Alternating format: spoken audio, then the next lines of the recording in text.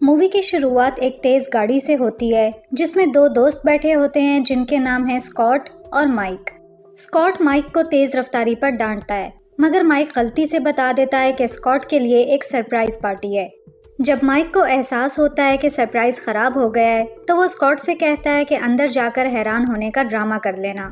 थोड़ी देर बाद वो स्कॉट के अपार्टमेंट में एंटर होते हैं, जहां स्कॉट दिखावा करता है कि वो हैरान है क्योंकि उसकी बीवी एनी और दोस्त वहां खुशी मनाने के लिए जमा हैं। स्कॉट हैरान होता है कि एनी ने पार्टी इतनी जल्दी कैसे तैयार कर ली, क्योंकि उसे डील मुकम्मल किए हुए सिर्फ 1 घंटा हुआ है। फिर माइक जाम उठाकर स्कॉट की कामयाबी की खुशी मनाता है और उसे कंपनी का सबसे ज्यादा कमाने वाला बंदा करार देता है। पार्टी के बाद स्कॉट एनी से पूछता है कि जो ख्वाब उसने देखा था नेपा वैली में घर खरीदने का, क्या वो अब भी वही चाहती है? तो एनी खुश होकर हाँ में जवाब देती है। अगले दिन वो एक घर देखने जाते हैं जिसमें वो दिलचस्पी रखते हैं, जो कि जंगल के एक सुनसान इलाके में होता है। लेकिन जब वो वहां पहुंचते हैं तो आसपास कोई नजर नहीं आता और एनी कहती है कि उसने पीछे किसी की आवाज सुनी है। वो दोनों घर देखना शुरू कर देते हैं, मगर अचानक एक डरावने आदमी की तरफ से फायर की आवाज आती है जो उन्हें डरा देता है। वो आदमी कहता है कि इन हिरनों पर इनाम रखा गया है। फिर वो अपना नाम चार्ली बताता है और कहता है कि वही इस घर का मालिक है। चार्ली उन्हें घर के अंदर ले जाता है और बताता है कि उसने और उसकी बीवी ने यहाँ 2 बच्चे पाले थे, लेकिन बदकिस्मती से उसकी बीवी 2 साल पहले कैंसर से मर गई। वो बताता है कि उसके परदादा ने ये घर 1905 में बनाया था और यही वो वाहिद जगह है जहाँ वो सारी जिंदगी रहा है।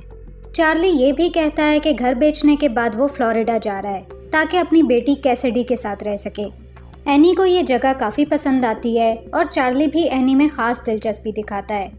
घर देखने के बाद स्कॉट कीमत पूछता है तो चार्ली बताता है कि ये 3.5 मिलियन का है, मगर स्कॉट को लगता है कि ये कीमत बहुत ज़्यादा है, इसलिए वो वापस जाने का फैसला करता है। थोड़ी देर बाद चार्ली दोबारा आता है और कहता है कि कुछ फर्नीचर भी साथ दे देगा और कीमत कम करके 3.3 मिलियन कर देता है। वो कहता है कि वो अपने खरीदारों के बारे में बहुत चुनाव करता है और चाहता है कि वो दोनों ही ये घर खरीदें, मगर स्कॉट जवाब देता है कि उन्होंने और जगह भी देखनी है और बाद में फैसला बताएंगे।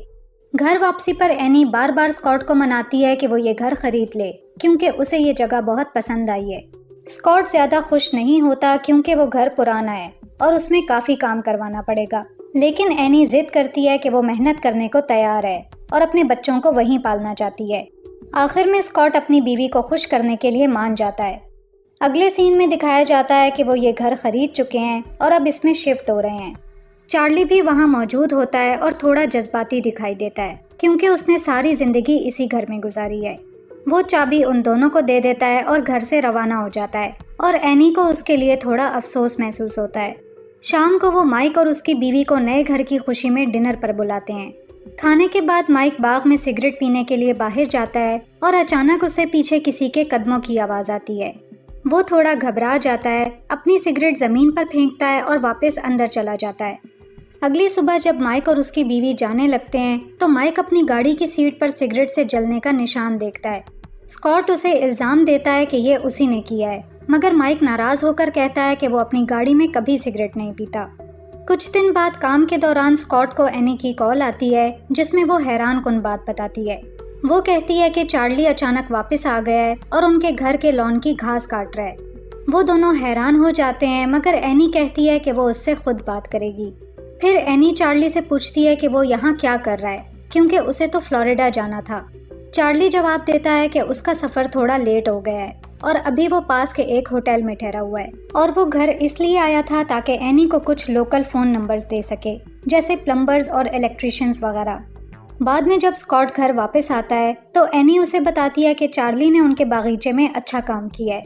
वो ये भी बताती है कि उसने चार्ली को शुक्राने के तौर पर थैंक्स गिविंग डिनर पर बुलाया है। ये बात स्कॉट को नागवार गुजरती है, मगर एनी कहती है कि उसे चार्ली के लिए बुरा लगा क्योंकि उसके आसपास फैमिली नहीं है। फिर सीन थैंक्स गिविंग वाले दिन पर आ जाता है जहां वो दोनों डिनर के लिए टेबल तैयार कर रहे होते हैं।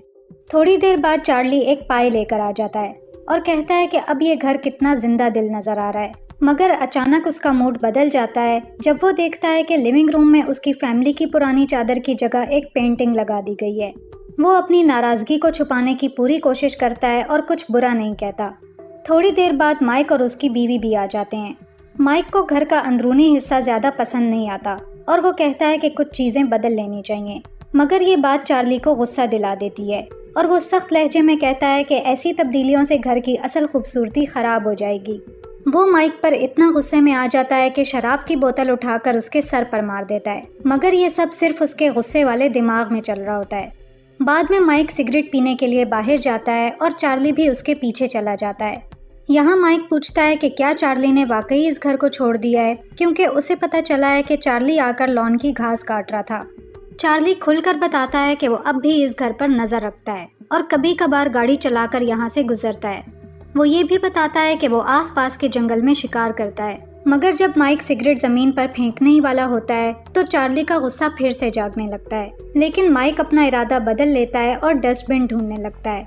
चार्ली के जाने के बाद माइक सबको बताता है कि उसे लगता है कि चार्ली ही वो था जिसने उसकी गाड़ी में सिगरेट रखी। उसे लगता है कि चार्ली अब भी इस घर को अपना समझता है और छुपकर उन पर नज़र रख रहा है।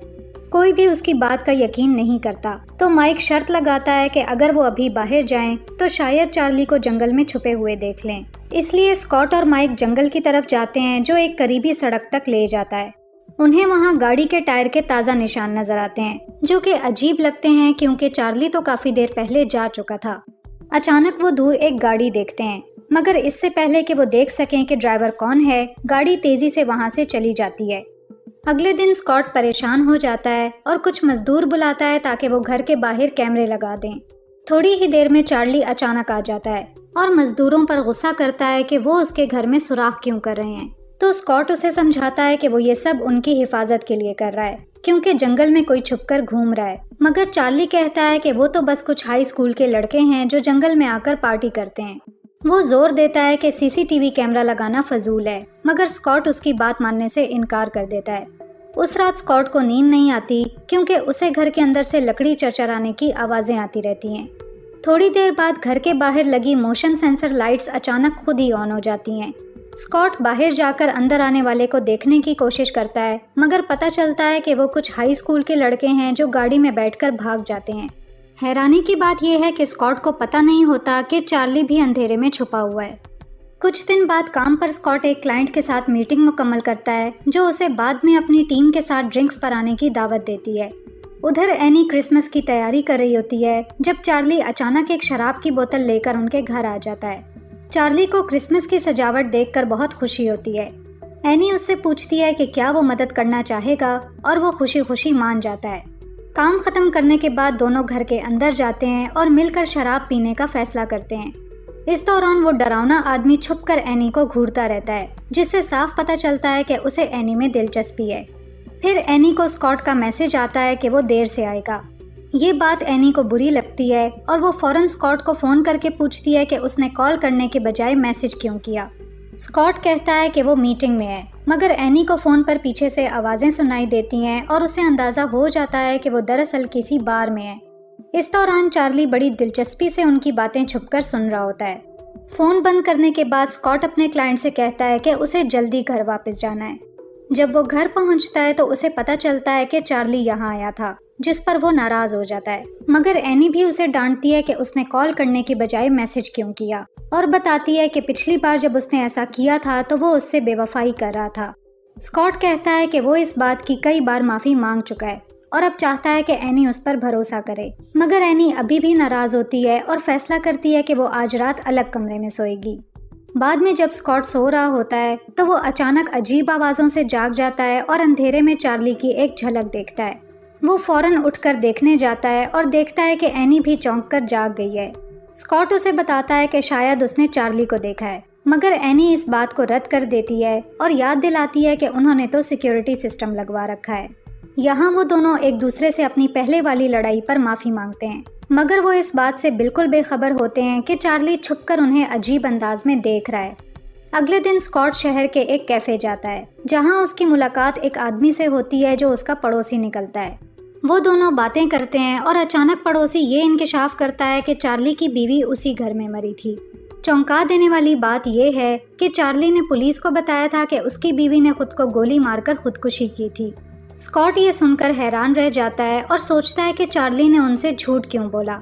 बाद में रात को स्कॉट एनी को ये सब बताता है और शक जाहिर करता है कि शायद चार्ली का अपनी बीवी की मौत से कोई ताल्लुक हो सकता है। मगर एनी एक बार फिर इस बात को नज़रअंदाज कर देती है और यकीन नहीं करती कि चार्ली कातिल हो सकता है। इसके बाद जब वो दोनों डिनर से वापस आ रहे होते हैं तो वो उस होटल के पास से गुजरते हैं जहाँ चार्ली ने कहा था कि वो ठहरा हुआ है। वो अंदर जाते हैं और देखते हैं कि चार्ली होटल के बार में बैठा शराब पी रहा है। स्कॉट, जो खुद नशे में होता है, बदतमीजी से चार्ली से सवाल करता है कि वो अभी तक फ्लोरिडा क्यों नहीं गया। फिर उसे साफ साफ कहता है कि अब उसे उनके घर आने की इजाज़त नहीं है। ये सुनकर चार्ली का चेहरा गुस्से से भर जाता है, मगर वो कुछ नहीं कहता, जबकि एनी फौरन अपने शौहर को वहाँ से ले जाती है। अगली सुबह स्कॉट जल्दी उठता है और जॉगिंग के लिए जाता है, मगर अचानक एक गाड़ी आती है और उसे टक्कर मार देती है, जिससे स्कॉट बेहोश होकर गिर जाता है। अगले सीन में डॉक्टर एनी को बताता है कि स्कॉट ठीक है और उसे कोई बड़ी चोट नहीं आई, मगर मुकम्मल मुआयने के लिए उसे एक रात हॉस्पिटल में रखना पड़ेगा। ये सुनकर स्कॉट एनी से कहता है कि वो घर चली जाए और यकीन दिलाता है कि वो अकेला ठीक है। एनी के जाने के बाद स्कॉट माइक को कॉल करता है और उसे बताता है कि उसे लगता है कि गाड़ी से टक्कर मारने वाला चार्ली ही था। उसका मानना है कि चार्ली इस घर का दीवाना हो चुका है और अब वो एनी पर भी फिदा हो गया है। इसीलिए स्कॉट माइक से कहता है कि वो उनके ऑफिस के आईटी वाले बंदे से राब्ता करे और चार्ली के बारे में सब कुछ पता करे। उधर घर में एनी नहा रही होती है जब उसे दरवाज़ा ज़ोर से बंद होने की आवाज़ सुनाई देती है। वो नीचे आती है और देखती है कि चार्ली दरवाजे के बाहर पिज़्ज़ा लेकर खड़ा है। वो कहता है कि उसे स्कॉट के एक्सीडेंट का पता चला है और उसने सोचा कि अगर एनी भूखी हो तो खाने के लिए कुछ ले आए। चार्ली कहता है कि इस वाक़ये ने उसे उस वक्त की याद दिला दी जब उसकी बीवी कैंसर के इलाज के दौरान हॉस्पिटल में थी। फिर वो जाने के लिए मुड़ता है, मगर एनी को उसके लिए अफसोस होता है और वो उसे अंदर बुला लेती है कि वो साथ खाना खा लें। दूसरी तरफ माइक स्कॉट से मिलने आता है, जिसने चार्ली के बारे में असल सच्चाई पता लगा ली होती है। पता चलता है कि चार्ली की कंस्ट्रक्शन कंपनी दिवालिया हो चुकी है। उस पर कई मुकदमे चल रहे हैं और वो कर्जों में डूबा हुआ है। इसी वजह से चार्ली को अपना पसंदीदा घर बेचना पड़ा। ये सुनकर स्कॉट चौंक जाता है और माइक से कहता है कि वो फौरन घर जाकर एनी को देखे कि वो खैरियत से है या नहीं। जब माइक घर पहुंचता है तो वो ये देखकर हैरान रह जाता है कि चार्ली और एनी साथ बैठकर खाना खा रहे हैं। वो छुपकर उन दोनों पर नज़र रखता है ताकि पता चल सके क्या हो रहा है, मगर बदकिस्मती से चार्ली खिड़की से उसे देख लेता है। फिर वो एनी से कहता है कि कुछ लड़के उन्हें छुपकर देख रहे हैं और वो जाकर उन्हें देखता है। हैरानी की बात यह है कि चार्ली एक कुल्हाड़ी उठाता है और माइक के पीछे भागता है। आखिर जब चार्ली उसे पकड़ लेता है तो दिखावा करता है जैसे वो खुश हो कि ये तो बस माइक निकला। फिर चार्ली माइक से कहता है कि वो उसे उसकी गाड़ी तक छोड़ देता है। रास्ते में वो माइक से पूछता है कि अगर तुम्हें वो सब कुछ वापस हासिल करने का मौका मिले जो तुमने खो दिया हो तो तुम क्या करोगे। फिर अचानक चार्ली कहता है कि उसे ये मौका मिला है और उसे सिर्फ स्कॉट से जान छुड़ानी है, मगर इससे पहले कि माइक कुछ समझ सके चार्ली कुल्हाड़ी घुमाकर उसे मार देता है। इसके बाद वो वापस घर आता है और कहता है कि बच्चों के पीछे जाते हुए उसका पाँव मुड़ गया है। जब एनी उसका पाँव देख रही होती है तो चार्ली कहता है कि शायद उसे रात यहीं रुक जाना चाहिए, क्योंकि हो सकता है वो लड़के दोबारा आ जाएं। मगर एनी को ये बात अजीब लगती है और वो नरमी से कहती है कि बेहतर होगा वो अब चला जाए, जिस पर वो डरावना आदमी मान जाता है। अगले दिन स्कॉट हॉस्पिटल से फारिग होकर घर वापस आता है तो देखता है कि चार्ली फूल लेकर घर के सामने खड़ा है। ये देखकर स्कॉट को शदीद गुस्सा आता है और वो चार्ली को साफ साफ बताता है कि उसे उसके दिवालियापन और दूसरे जराइम के बारे में सब पता चल गया है। वो चार्ली को हुक्म देता है कि वो फौरन यहाँ से चला जाए और दोबारा कभी उनके घर के करीब ना आए। ये सुनकर चार्ली खामोश रहता है और चुपचाप वहाँ से चला जाता है। इसके बाद स्कॉट अपनी बीवी से मिलता है और शक जाहिर करता है कि गाड़ी से टक्कर मारने वाला चार्ली ही था। फिर वो पूछता है कि माइक घर से किस वक्त गया था, तो एनी हैरानी से बताती है कि माइक तो यहाँ आया ही नहीं। स्कॉट और भी ज़्यादा गुस्से में आ जाता है जब उसे पता चलता है कि चार्ली पिछली रात उनके घर आया था। अब स्कॉट का सब्र ख़त्म हो जाता है और वो फ़ौरन पुलिस को कॉल करता है और चार्ली के ख़िलाफ़ एक रिस्ट्रेनिंग ऑर्डर जारी करवाता है। फिर वो माइक को कई बार कॉल करता है, मगर कोई जवाब नहीं आता। अगले दिन काम पर स्कॉट आईटी वाले बंदे से पूछता है कि क्या उसे चार्ली के बारे में कुछ और पता चला। आईटी वाला बताता है कि उसने चार्ली की बेटी का फ़ोन नंबर ढूंढ लिया है और हैरानकुन बात यह है कि उसने 2 साल पहले अपना नाम कैसिडी से बदलकर वेनेसा रख लिया था। फिर स्कॉट घर के लिए रवाना हो जाता है और रास्ते में कैसिडी को कॉल करता है। मगर जैसे ही वो अपना पुराना नाम सुनती है वो डर जाती है और फौरन कॉल काट देती है। उधर घर में एनी जब ग्रॉसरी लेकर वापस आती है तो उसे बिल्कुल अंदाज़ा नहीं होता कि चार्ली पहले से ही घर के अंदर मौजूद है और उसका इंतज़ार कर रहा है। एनी अचानक चार्ली को सामने देखकर घबरा जाती है, जो फौरन कहता है कि हो सकता है उसे उसके बारे में कुछ बुरी बातें सुनने को मिली हों, मगर वो सब झूठ है। फिर वो ये भी कहता है कि अब वो जो भी करेगा वो उन दोनों के मुस्तकबिल के लिए होगा। डरी हुई एनी नरमी से उसे कहती है कि वो अभी के लिए चला जाए। इसके बाद वो सारे दरवाजे लॉक कर देती है, मगर थोड़ी देर बाद उसे कपड़ों वाली अलमारी से चरचराने की आवाज़ें आती हैं। जब वो जाकर देखती है तो फिसलकर बेसमेंट में गिर जाती है। और भी बुरी बात ये होती है कि एनी को पता चलता है कि चार्ली तो सारा वक्त वहीं बेसमेंट में छुप कर रह रहा था। वहाँ एक बेड और किचन का सामान होता है और वॉशिंग मशीन भी रखी होती है। फिर एनी एक अंधेरे रास्ते में चलती है और आखिर एक दरवाज़ा देखती है जो बाहर की तरफ खुलता है। बदकिस्मती से चार्ली उसे दरवाजे से झांकते हुए देख लेता है, जिसके बाद एनी के पास कोई और रास्ता नहीं होता सिवाय इसके कि वो दोबारा बेसमेंट में वापस चली जाए। ये भी काफ़ी नहीं होता क्योंकि वहाँ उसे एक फ्रीज़र मिलता है जिसमें माइक की लाश पड़ी होती है। घबराई हुई एनी किसी तरह वापस ऊपर जाकर अपने फ़ोन तक पहुँच जाती है, मगर चार्ली भी फ़ौरन आ जाता है। वो उस पर हमला करता है और एनी पूरी ताकत से मुकाबला करती है, मगर आखिर चार्ली उसे बेहोश कर देता है। दूसरी तरफ स्कॉट घर वापस आ रहा होता है जब कैसिडी उसे फ़ोन करती है और बताती है कि उसका बाप एक झूठा और धोखेबाज आदमी है जिससे वो छुपकर ज़िंदगी गुजार रही है। वो ये भी बताती है कि चार्ली ने अपनी बीवी को खुद मारा था क्योंकि वो तलाक लेकर घर अपने नाम करवाना चाहती थी। कैसिडी जोर देकर कहती है कि वो घर चार्ली के लिए सब कुछ है और वो किसी को भी मार सकता है जो उसके रास्ते में आए। उधर चार्ली बेहोश एनी को बेड पर ले जाकर एक अजीब सा बूढ़ा बनकर बर्ताव करने लगता है, लेकिन जल्द ही एनी होश में आ जाती है और दोबारा उससे लड़ने लगती है। तभी स्कॉट घर वापस आता है और घर को मुकम्मल तौर पर बिखरा हुआ देखकर हैरान रह जाता है। वो अपनी बीवी को आवाज़ देता है, लेकिन चार्ली फौरन एनी का मुंह बंद कर देता है और उसे बांधकर कमरे से बाहर निकल जाता है। इसके बाद स्कॉट एक चाकू उठाता है और ऊपर की मंजिल की तरफ जाता है। अचानक चार्ली चुपके से स्कॉट के पीछे आकर उस पर हमला कर देता है। दोनों के दरमियान एक शदीद लड़ाई शुरू हो जाती है, मगर अपनी उम्र के बावजूद चार्ली खासा ताकतवर साबित होता है। आखिर चार्ली उसे ज़बरदस्ती धक्का देकर सीढ़ियों से नीचे गिरा देता है, जिससे स्कॉट बेहोश हो जाता है। उधर एनी किसी तरह अपनी रस्सियों से आज़ाद हो जाती है और जब चार्ली वापस आता है तो उसे दरवाज़ा बंद मिलता है। आखिर वो दरवाज़ा तोड़कर अंदर घुस जाता है, मगर अंदर आते ही एनी उस पर हमला कर देती है। चार्ली पर हमले का कोई ख़ास असर नहीं होता और वो आसानी से एनी पर काबू पा लेता है। इसी दौरान स्कॉट को होश आ जाता है और वो फ़ौरन एनी की मदद के लिए भागता है। चार्ली एक बार फिर काबू पा लेता है, मगर इस बार एनी पीछे से छुरी मारकर चार्ली को शदीद ज़ख्मी कर देती है। चार्ली लड़खड़ाता हुआ बेसमेंट की तरफ जाता है, जबकि एनी स्कॉट को बताती है कि माइक मर चुका है और ये कि चार्ली सारा वक्त उनकी बेसमेंट में छुपा हुआ था। इसके बाद वो दोनों घर से भागने का फैसला करते हैं, लेकिन चार्ली बंदूक के साथ वापस आता है और अंधाधुंध फायरिंग शुरू कर देता है, जिससे वो दोनों एक कमरे में छुपने पर मजबूर हो जाते हैं। चार्ली तमाम लाइट्स को गोली मारकर तबाह कर देता है और पूरे घर को अंधेरे में धकेल देता है। पागल चार्ली उन दोनों को घर से निकालना चाहता है और फिर एक एक दरवाजे पर फायरिंग शुरू कर देता है ताकि वो उन्हें ढूंढ सके, मगर जैसे ही लगता है कि वो उनके करीब पहुंच चुका है, स्कॉट अचानक बेसबॉल बैट से उसके मुंह पर वार करता है और उसकी बंदूक छीन लेता है। दूसरी तरफ एनी 911 पर कॉल करती है और फौरन इत्तला देती है कि उसके हस्बैंड ने एक घुसपैठिए पर गोली चलाई है। चार्ली को लगता है कि एनी ने उसे धोखा दिया है और रोते हुए अपनी जान की भीख मांगता है, मगर आखिर स्कॉट ट्रिगर दबा देता है और यहीं पर मूवी ख़त्म हो जाती है।